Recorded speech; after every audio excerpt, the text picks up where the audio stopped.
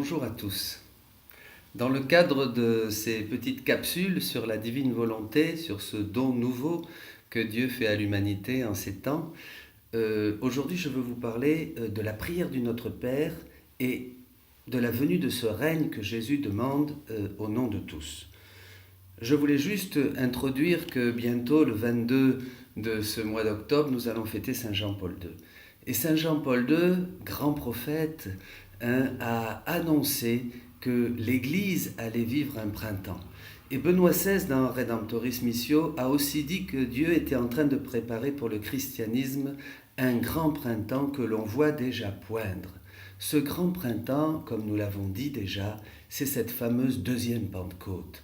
C'est ce triomphe du cœur immaculé de Marie annoncé par elle-même aux enfants dans les apparitions de Fatima. C'est la danse de ce soleil qui symbolise dans les écrits de Luisa Picaretta, la servante de Dieu, cette divine volonté qui vient illuminer et régner sur la terre et embraser toute chose. Dieu devient réellement présent au milieu des hommes. C'est cette ère de paix, ce printemps de l'Église que déjà nous avions annoncé, était annoncé dans le livre de l'Apocalypse, au chapitre 21, et que les pères ont commenté ce temps où le démon sera lié pour un temps. Et cette Jérusalem descendra, puis je vis un ciel nouveau, une terre nouvelle, car le premier ciel et la première terre ont disparu, et de mer il n'y en a plus. Et je vis la cité sainte, Jérusalem nouvelle, qui descendait du ciel de chez Dieu. Vous voyez, ce n'est pas l'homme qui monte, c'est d'abord, il y a une descente de Dieu. Il y a un règne du Christ qui est promis ici sur la terre, sans parler de millénarisme, bien sûr, et de choses qui ont été condamnées par l'Église, qui descendait du ciel de chez Dieu.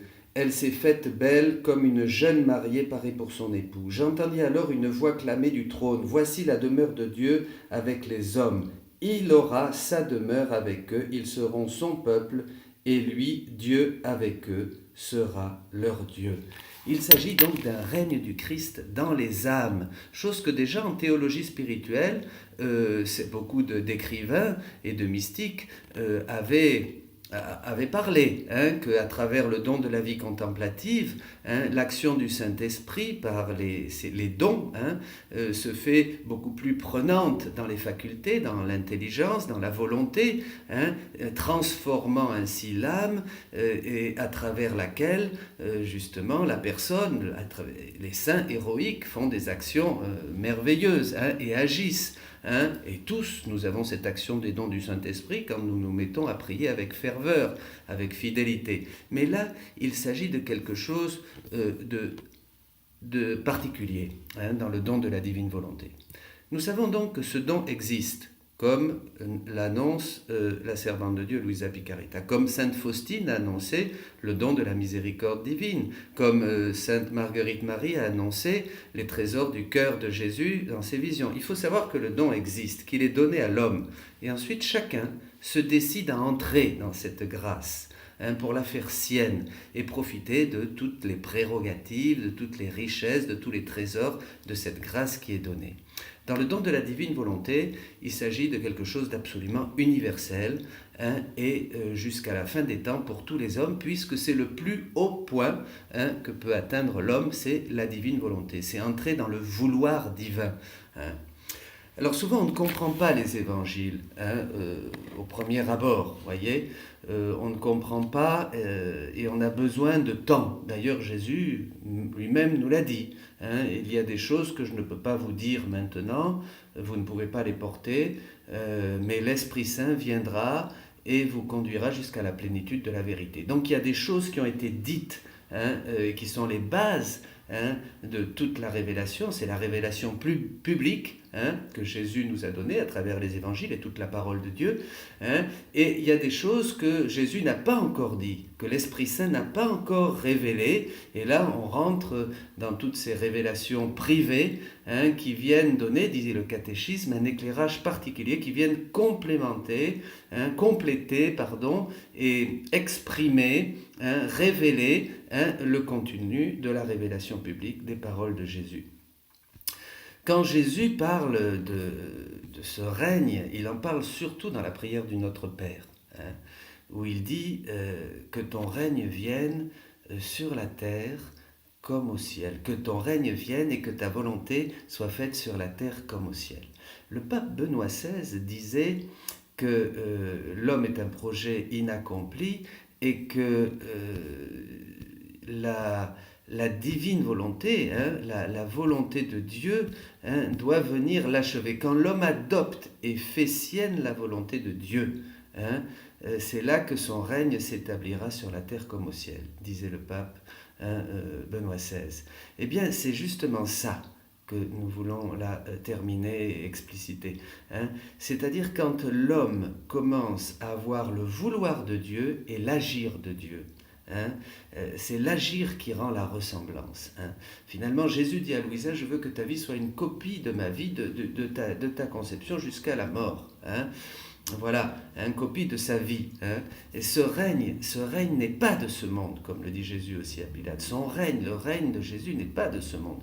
C'est pas un règne qui vient, qui se fait par l'effort de la volonté humaine, par des projets de la volonté humaine. C'est un règne spirituel qui s'établit dans les âmes afin que des hommes et des femmes deviennent de plus en plus à la ressemblance de Dieu, à la ressemblance de Jésus, et que à travers ces hommes et ces femmes, la révélation, la création tout entière commence à vivre cette transformation et cette glorification.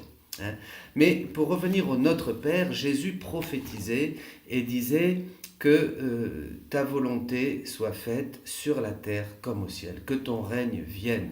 Et je veux lire là pour terminer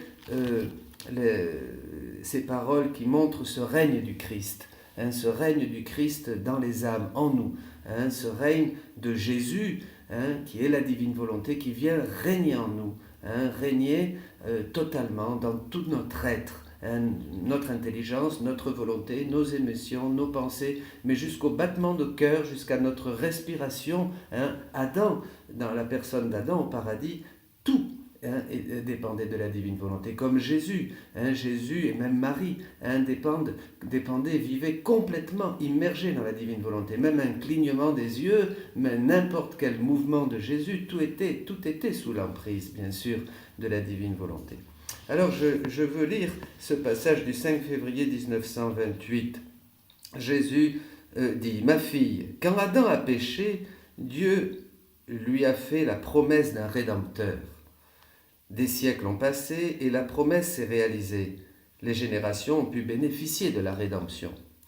Par la suite, après que je sois descendu du ciel pour réaliser la rédemption, avant de quitter la terre, j'ai fait une autre promesse très solennelle. » Et Jésus ajoute dans un autre passage que l'humanité était immature à ce moment-là. C'est pour ça que sa divine volonté ne pouvait pas être donnée. Il a fallu 20 siècles de christianisme, il a fallu méditer sur la personne de Jésus, ses enseignements, sa doctrine, la discipline. Il le dit, j'ai donné des conseils, j'ai parlé de la discipline, mais j'ai parlé très peu de ma volonté. C'est-à-dire de ce que Dieu faisait dans son humanité, de ce que la divine volonté faisait dans l'humanité de Jésus. Il n'en a pratiquement pas parlé. Il a juste dit-il, que j'ai demandé que son règne vienne, que ton règne vienne, Père, et que ta volonté soit faite. Et que mon aliment, était de faire la volonté de mon Père. J'ai fait une autre promesse très solennelle, celle de la venue du royaume de la divine volonté. Je l'ai faite dans la prière du Notre Père en demandant au Père que son règne vienne et que sa volonté soit faite sur la terre comme au ciel. Je me suis moi-même investi dans cette prière, sachant que si je priais le Père pour que son royaume vienne sur la terre comme au ciel, il répondrait à ma demande, vu que je le priais dans sa volonté. et que je demandais une chose désirée par lui. J'ai ensuite enseigné cette prière à mes disciples, afin qu'ils l'enseignent au monde entier et qu'elle devienne le cri de tous, que ta volonté soit faite sur la terre comme au ciel. Je ne pouvais faire une promesse plus solennelle. Les siècles pour nous sont comme un seul point, et nos paroles comme des faits accomplis. Des siècles ont passé, mais le royaume de la divine volonté viendra certainement. La formulation « que ton règne vienne, que ta volonté soit faite sur la terre comme au ciel » laisse entendre que je ne devais pas établir le royaume de la divine volonté au temps même de ma venue sur la terre. Autrement, j'aurais dit quelque chose comme « Mon Père, que le royaume que j'ai établi sur cette terre, soit confirmé par toi. » Plutôt, j'ai dit « Que ton règne vienne », ce qui signifie que ce règne doit venir et que les créatures doivent l'attendre avec la certitude avec laquelle les Hébreux ont attendu leur Rédempteur. Eh bien, que chacun de nous, aujourd'hui, dise dans son cœur, si ton règne est là, Seigneur, si ta divine volonté est maintenant présente au milieu des créatures, je te donne mon cœur et je l'accueille en moi pour qu'elle soit mon centre, ma vie. Faisons cette prière et demandons à la Vierge Marie, Reine du royaume de la divine volonté, de nous introduire dans cette vie que le Seigneur nous donne à tous. Amen.